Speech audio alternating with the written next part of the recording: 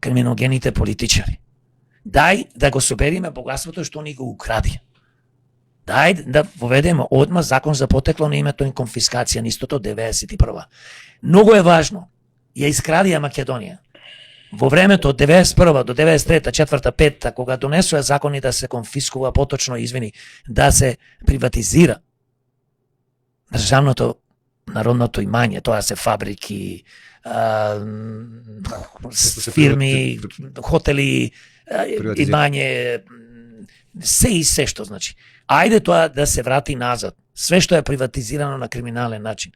Не можеме ние да креираме олигарси и креиравме од времето од 90-тите години и тоа да не го дискутираме. Затоа ти кажуваме значи како невидена измама, еве сега ние се грижиме за вас.